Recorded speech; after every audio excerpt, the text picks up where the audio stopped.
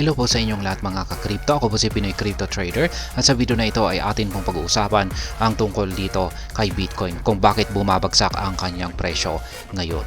Yan, kung kanina ay na-content po natin sa kaninang sa nakalipas na video kanina na ang dahilan daw po ay nagpa-panic selling daw po.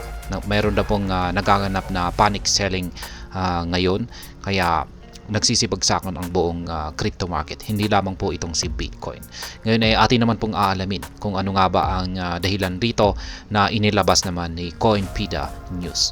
Pero bago po tayo magpatuloy ay nais ko lamang po munang bigyang linaw ang aking disclaimer kung saan ang nilalaman po ng video na ito ay hindi po ito isang financial advice. For education and information purposes lamang po ang layunin nito. Maliban po dito ay nais ko na rin pong magbigay babala na wala pong kahit anumang group chat ang Pinoy Crypto Trader.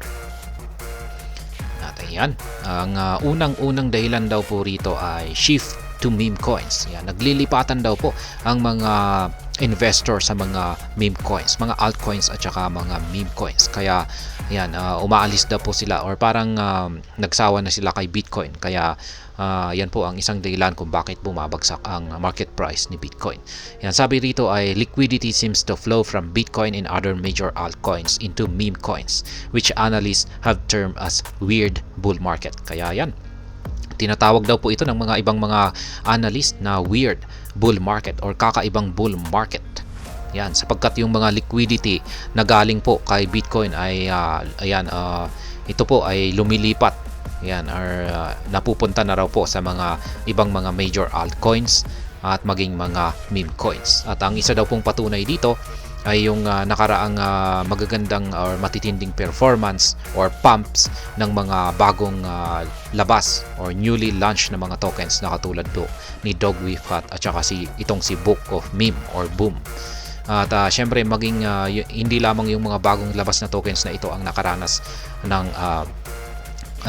pump or pag-angat sa kanila, matinding pag-angat sa kanilang presyo, kundi yung maging yung mga mas lumang meme coin na katulad po ni Pepe at saka itong si Bong. Kaya yan na po yung parang nagpapatunay na mukhang yung liquidity mula kay Bitcoin ay ito na po ay lumilipat sa mga ibang mga major altcoins at saka mga lalong-lalo na dito sa mga meme coins. Kaya yan po yung unang dahilan at saka yung pangalawang dahilan daw po rito ay si Binance. Yan, kasalanan daw po ito ni Binance. Kasi nagbenta raw po siya ng malaking amount ng tokens. Ayan. Binance Lab has been suspected of selling some of its investment tokens amidst the sudden market crash. Spot on-chain reported a significant transfer valued at 9.33 million GMT tokens, equivalent to $3.14 million, moving from an address associated with Binance Labs to an address of Binance Deposit. Kaya yan, nagbenta raw po si Binance Labs ng kanyang tokens na GMT. Yan, GMT tokens. At nagkakalaga daw po yan ng 9.33 million na GMT tokens. At ang halaga po nito sa US dollar ay umaabot po ng $3.14 million.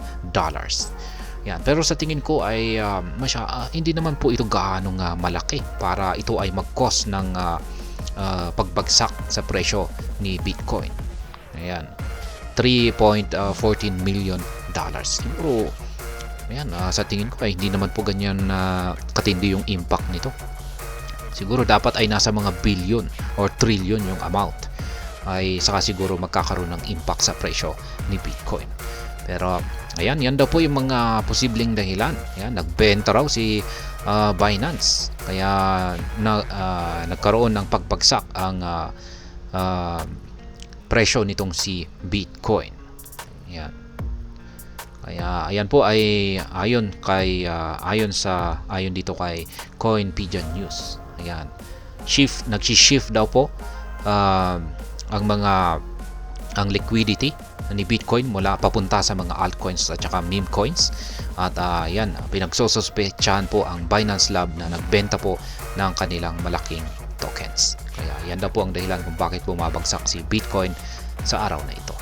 At hanggang dito na lamang po tayo sa video na ito. Sana po ay inyong nagustuhan ang aking paliwanag dito. Kung inyo po itong nagustuhan, pakiclick lamang po ang like button nito.